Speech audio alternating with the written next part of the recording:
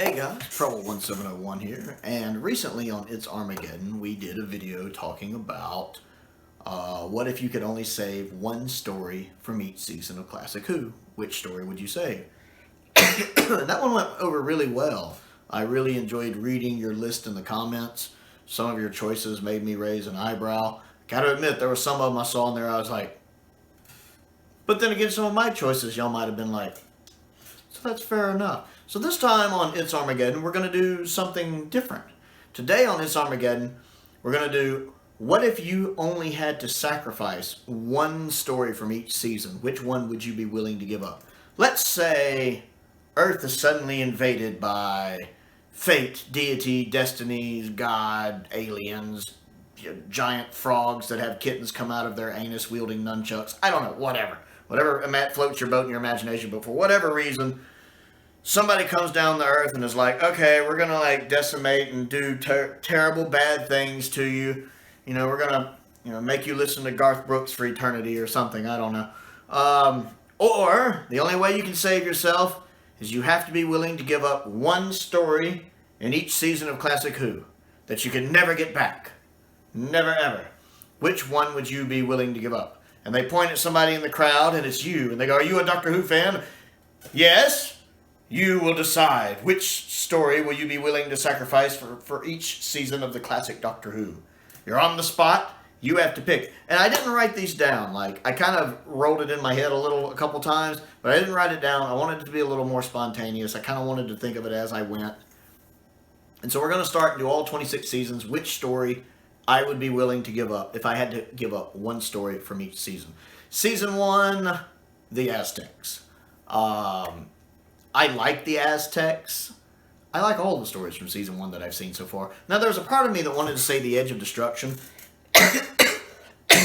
Because I do, even as a two-parter, I feel like it plods along.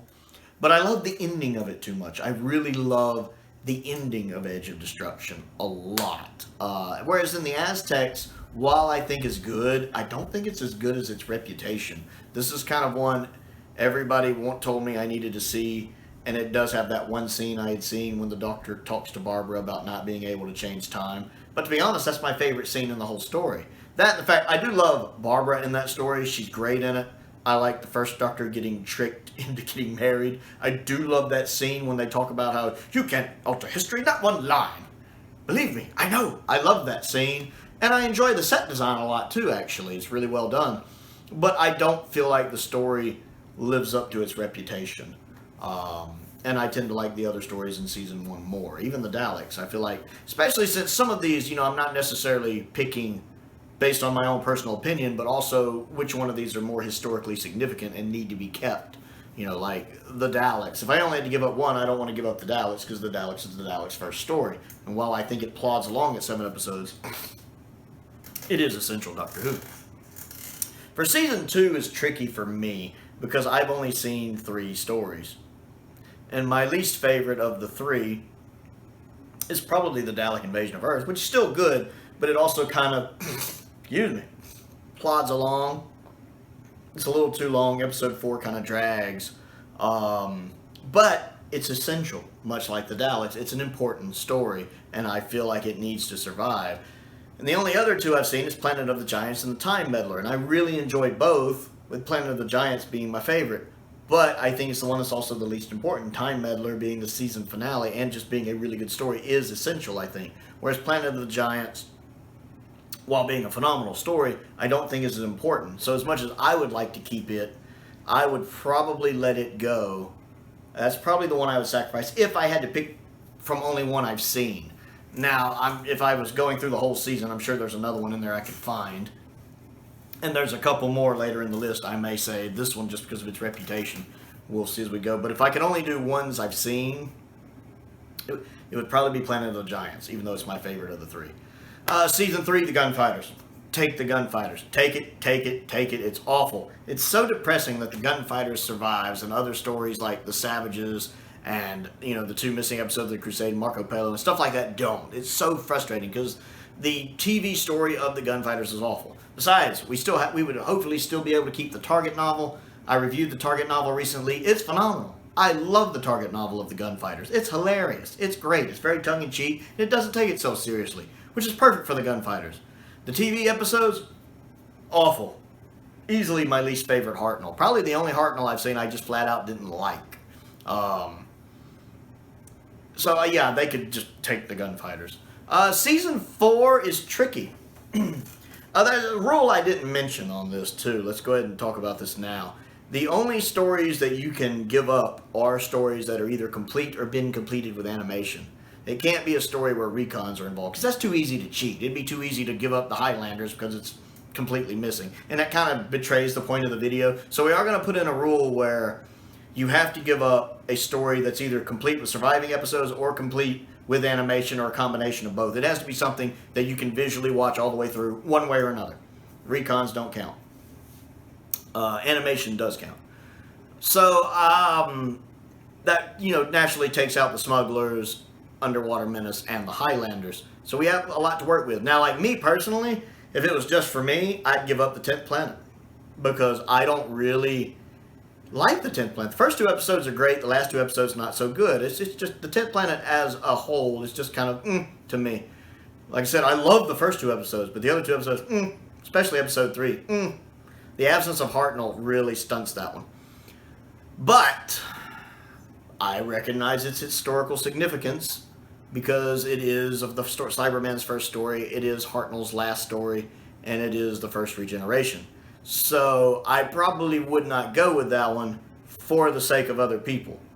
I would probably have to say I would give up the Faceless ones, which I like the Faceless ones, but it's my least favorite of the complete Troughton stories. Like, I love Power of the Daleks, I love the Macroterra, I love the Moonbase, and I love Evil of the Daleks, whereas I just like the Faceless ones.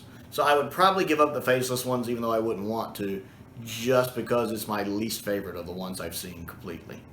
Season 5, Fury from the Deep. I was thinking about the Ice Warriors, because the Ice Warriors does plot along, but that Fury from the Deep's animation kills it for me. I think I enjoy the recon of Fury from the Deep more than I do the actual animation of Fury from the Deep. That cartoonish style. A lot of you have been with my channel for a while. I've brought it up once or twice, or once or twice, 1 or 200,000 times.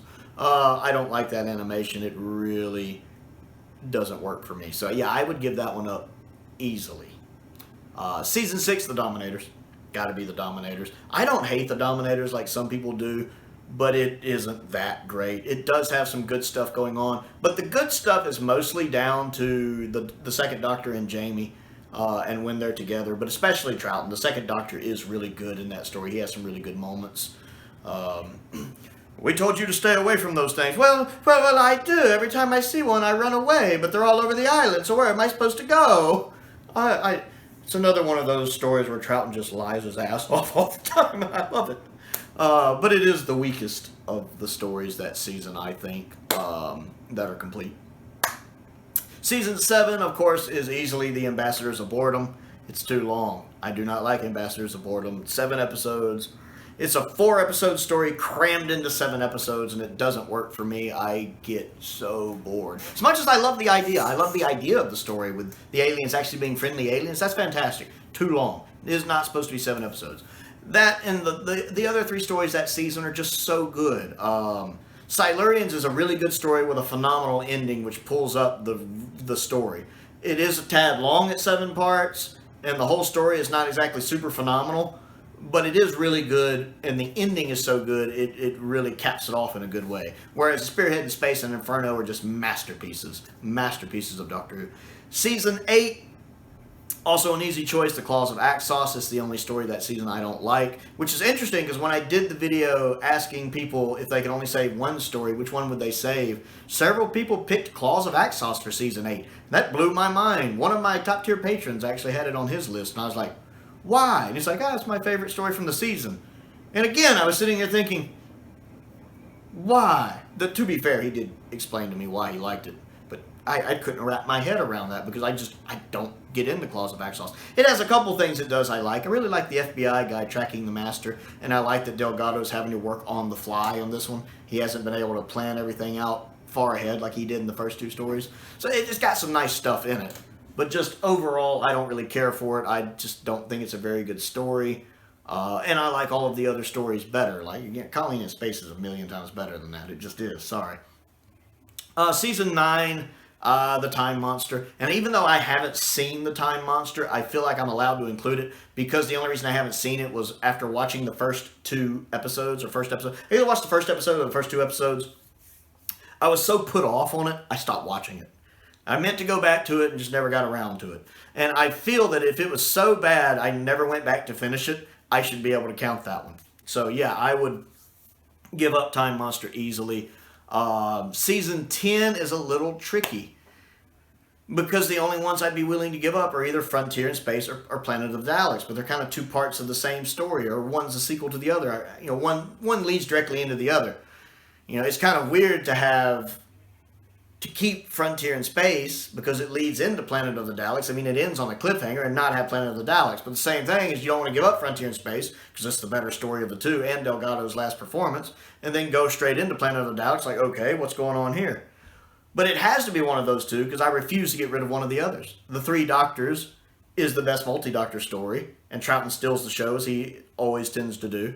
Carnival of Monsters is a hidden gem that all of us classic Who fans, we know is phenomenal, but modern Who fans might overlook simply because it's not one of the big names you hear about, but it's phenomenal. And of course, Green Death is amazing. It's got some really good practical effects, a few bad practical effects, but some really good practical effects. It's got some great performances. It's got a great story. It's got a good political message. And it's got one of the best companion departures that the Doctor Who's ever had, and one of the best Doctor performances of a companion departure that I've ever seen. So I can't get rid of it. So I would probably say Planet of the Daleks, because it is just my least favorite of the season. It's easily my least favorite Dalek story of the 70s as well. Moving into season 11, I've only seen 2 stories from season 11. Death to the Daleks and Planet of the Spiders. And I refuse to give up either one just because Death to the Daleks I really like. I think it's underrated. And Planet of the Spiders is too essential, being a regeneration story and being Pertwee's last story. So on this occasion, when I normally wouldn't, I'm going to pick a story I haven't seen yet just because Monsters of Peladon has such a bad reputation. I feel safe letting that one go. So I don't usually pick a story I haven't seen. But in this case, since I've only seen 2 and I just refuse to give up either one, I would say Monsters of Peladon and give that one up. Season 12, this one is hard for me. It's my favorite season of Doctor Who. I think every story in this one is good. I would give up Sontaran Experiment. I mean, it wasn't hard for me to make the choice. I would give up Sontaran Experiment because it does seem the least essential. But it's still a good story. I like the Sontaran Experiment. It is a really good 2-parter. It's a 2-parter that knows it's supposed to be a 2-parter. It doesn't. It's a story that if you try to stretch it out to 4 parts, it might not work, but as 2 parts, that's perfect for it. But I can't give up anything else because I love Robot. I adore Robot, and I think it's an important post-regeneration story. I love how Tom Baker just hits the gate running. And it gives us one last unit story, which I like, even though it's not technically the last unit story. Ark in Space is a masterpiece, can't do that. Genesis is a central masterpiece, can't do that. And Revenge of the Cybermen is probably the most underrated Doctor Who story ever made. It has the same plot, basically, as Earthshock, with not quite so epic stakes, and it doesn't have the companion death that's one of the reasons why Earthshock is held in such high regard, is Adric's death, which was a rarity for Classic Who, but is done to death in the modern series. But it's really the same plot. I actually think Revenge of the Cybermen, while not being as good as Earthshock, is very close. So yeah, I would give up Sontaran Experiment. Season 13, same problem. Possibly my second favorite season of Doctor Who, maybe. Easily, I think, the best objective season in Doctor Who. Objectively, I think it's the best season the show's ever made. So many masterpieces. It's easy for me to decide which one I'd get rid of, though. Ham already knows which one it is. The Android Invasion. To be fair, Android Invasion is still a really good episode, but it's surrounded by masterpieces. You have the Terror of the Zygons, which some people would argue is a masterpiece. Planet of Evil, which I will argue is a masterpiece. And then, of course, you have Pyramids of Mars, Brains of Morbius, and Scenes of Doom, which I think most people would admit are masterpieces. You just have so many good stories in that season that if I had to give up one, I would give up Android Invasion. It doesn't quite fit in there. Kind of like how State of Decay is a little out of place in Season 18. I find Android Invasion a little out of place in Season 13. Season 14... is a little trickier. I would probably give up the Mask of Mandragora, even though it's not my least favorite. I actually like Mask of Mandragora more than I like Hand of Fear, but Hand of Fear being Sarah's final story and having her departure, I think is too essential and too important, especially since her final scene in it, her exit scene, is a really good scene. I really enjoy that one. I have to keep it just for that, and all of the other stories in the season I feel like are essential.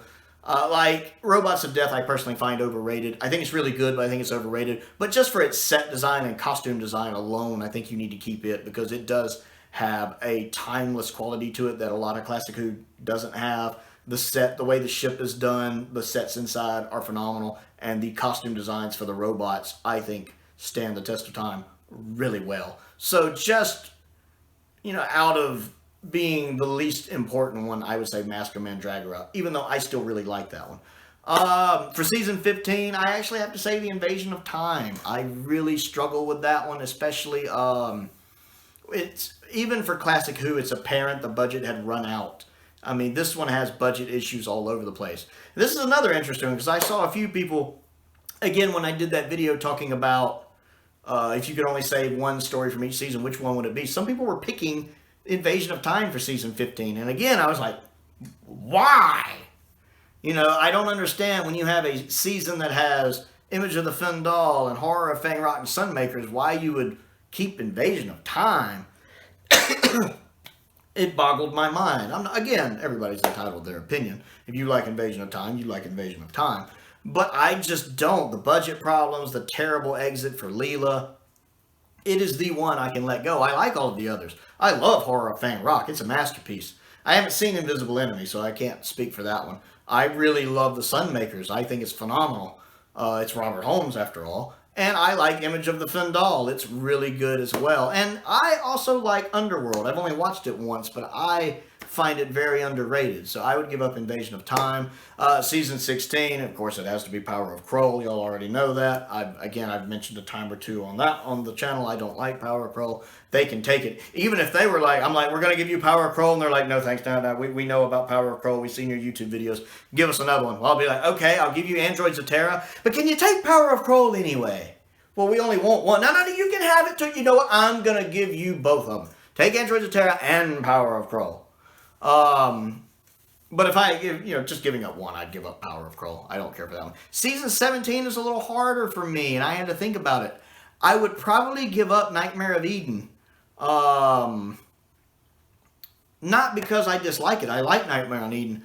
But see, I can't give up Creature, because Creature has that one scene that I just adore. The one I've raved about many times since I watched it. I mean, there's some other stuff I like too. I like some of the casting. Like, I like Myra Francis as the lady Andrasta, or whatever her name is, Adrasta. I like her as that character. And I think Lala Ward has some good stuff as Romana going, especially in that first episode. But that one scene that's like the first 6 or 7 minutes of episode 4, I love. It's one of my favorite Tom Baker scenes, period. I adore it. And so I can't get rid of it for that. I can't get rid of Horns of Nimon because it's just too much. It's just way too much fun. I love the Horns of Nimon. It's fun. It's hilarious. I have a ball with that one every time I watch it. So just by process of elimination, it kind of has to be Nightmare. It can't be Destiny, because I like Destiny. Destiny just grows on me every time I watch it. I don't know why, but it has such a strong rewatchability for me. I rewatch Destiny more than I rewatch Genesis, which is weird. But, because I like Genesis better. But just Destiny, I just watch more. So, yeah, it has to be Nightmare, even though I like Nightmare. Because I like every story in season 17. It's one of the most underrated seasons Doctor Who's ever done. So, yeah, Nightmare. Season 18, Leisure Hive. Take it. It's watchable, but I don't really care for it. Take Leisure Hive. Season 19, Kenda. Good God, is Kenda awful. Now, I know some people would be like, well, we have to get rid of Time Flight. Screw you. I like Time Flight. I like Time Flight better than Black Orchid, too. So if you want to take a second one, take Black Orchid and get it out of here. But Kenda is the one story that, yeah, take it. I've only watched Time Flight once, and aside from the really dumb Master reveal, because it doesn't make any sense for the Master to be in disguise, other than to shock the audience and going, it's secretly me, Doctor. That and the fact I'm pretty sure that masquerade he's doing is some kind of racial stereotype, even though I'm not quite sure what. But I actually enjoy Time Flight a lot more than Kinda. Kinda's awful. I don't understand why people like Kinda. It's a, ooh. Season 20, probably Terminus. And I don't think Terminus is necessarily bad. I just think it's extremely forgettable. Terminus is one of those, like, I have to do a review of it right after I watch it, because if I wait 2 days later, I'm going to forget most of what happens. They're on something like a prison, and there's like a big dog thing. Season 21, Warriors of the Deep. Take it. Get rid of it. Get it out of there. Don't like Warriors of the Deep. Get rid of it. Season 22 is tricky, because I've only seen half of it. And I like the stories I've seen, which is Vengeance, Two Doctors, and Revelations. If I had to get rid of only one I've seen, it can't be Two Doctors, even though I think that one's objectively the weakest. It can't be that because there's Troughton and Fraser in it. And, you know, I love me some Troughton and Fraser. They're just so good. So I have to keep that. You know, and I love Vengeance a lot. It's my favorite Collins story. So I would probably have to get rid of Revelations of the Daleks, which is a shame. It's a really good story. This is probably one where if I was put on the spot and I could just say one, I would probably get rid of Time Lash, even though I haven't seen it. Just going by its reputation, I would probably pick Time Lash, just because the ones I have seen are all good to one degree or another. Season 23, yeah, Mind Warped. Take Mind Warped. Brian Blessed and having Seal back aside, it's awful. And it's got, I don't like the ending. I don't like what happens to Perry. I am so happy they retconned that. Because if that's how if Perry had actually died like that, I'd have been furious. I'd still be mad. So I'm glad that got retconned. But yeah, I don't like Mind Warped. I don't. Season 24, Delta and the Bannerman. I don't hate Delta and the Bannerman, but I don't click with it. You ever have that story that just doesn't work for you? You don't ever connect with it. That's Delta and the Bannerman for me. All of the other stories that season I either love, like Paradise Towers or Dragonfire, or I like and enjoyed, like Time in the Ronnie. Time in the Ronnie does have its flaws, but it is an underrated story. Whereas Delta, I just don't connect with. A lot of the decisions of that story, writing, acting, set design, I just don't agree with. That's a whole nother video in and of itself. Season 25, they can have Greatest Show in the Galaxy, which is quite possibly one of the most overrated stories in all of Doctor Who. I don't hate everything in it. The guy playing the head clown is phenomenal. I like the girl playing the werewolf. She's good. But it does have a lot of silly nonsense that doesn't make sense going on in it that I don't really care for. Again, I like the girl playing the werewolf. I like werewolves. That's a childhood thing. When I was little, there was actually a TV show back when Fox was just getting its legs out from under it. They did a TV show called Werewolf. Came out in 1987. Ran for one season and even had Chuck Connors in it, his last TV role. And I adored that show as a child. I was probably in like kindergarten, first grade at the time. I adored that show as a child. It's the one where he gets the pentagram on his hand right before he changes, and we'd be in school drawing pentagrams on our hand. Not that doesn't go over well when you live in Mississippi, let me tell you. But I adored that show. I absolutely loved that show. It's actually on my Amazon wish list because it never came out on DVD due to some music licensing issues. And it finally came out in 2020 on DVD. I was so excited, and it comes out in France. France. And I'm like, I gotta get a universal DVD player, which is something I need to do anyway. And then I'd have to buy it and import it. And I've just never gotten around to doing that, even though I love this show. Although I have found a YouTube channel that's been uploading episodes recently. So I have been able to actually watch some episodes of it, the first 11 episodes at the moment, just this past week. And I had not seen the show since the 80s, so that's been a real treat for me. But again, it's on my Amazon wish list. But yeah, I don't get into Greatest Show in the Galaxy. I know a few people, when I did the video talking about if you could only say one story from each season, which one would you save? Some people had Greatest Show in the Galaxy listed, and I'm sitting there going, that story does not live up to its title at all. It is not the greatest show in the galaxy. It's not even the greatest show of the season. I just don't get into that one. And season 26 was trickier, because my least favorite of season 26 is Battlefield, but I'm not willing to give it up. I think I would actually give up Survival, and I know that's a controversial choice, but here's the thing. While I think Survival is a good story, I think Survival gets more credit than it deserves because it's the final story and because it has that great speech at the end as the Doctor and Ace walk off, which is a great speech, which was added later, I might add. But it's a great speech when they're walking off kind of into the sunset and the Doctor's talking. It's a good speech. And it's a good story, and it's probably Anthony Ainley's best performance as the Master. I love the way he plays the Master here, and I love how well the Seventh Doctor and the Master interact here. I think one of the biggest crimes in Doctor Who is that we didn't get more mashups with the Seventh Doctor, Chess Master McCoy, and the Master, especially that season 26 Seventh Doctor with the Master, because, you know, the Master can be diabolical and sneaky, but so can the Seventh Doctor. I would have loved to have seen more of that, because the brief time they're together in this story, I adore it. But I just wish we'd gotten more of that. But, you know, some of the things I don't get, some of the kind of 80s-ness of it with the teenagers, some of the teenagers acting in it, especially the one guy who wears the sunshades who's changing, I don't really care for his acting. The Puss in Boots look of the cats I don't really like, which I know some of the people involved in it also didn't really like. And, yeah, I don't know. See, if it's, I love Ghostlight, so it can't be that. And I think Curse of Fenric is probably the most essential McCoy story, so it can't be that. And Battlefield I like. You know, Battlefield has the terrible incidental music, but you have the Brigadier back. You have a fantastic performance by Gene Marsh. You have some excellent makeup on the main bad blue thing, the Destroyer. And then you also have just a really good story. I'm not willing to give that up. Especially a story of, you know, it talks about kind of the Doctor's future. It hadn't happened yet. He's seeing events that are in his future. I enjoyed that too. I really wish the modern series would explore the other end of that. I would like that. And actually have something that leads up to the events of Battlefield. So just by the process of elimination, it has to be survival, despite being the final one. While not being my least favorite of the season, I think that's the one I would give up.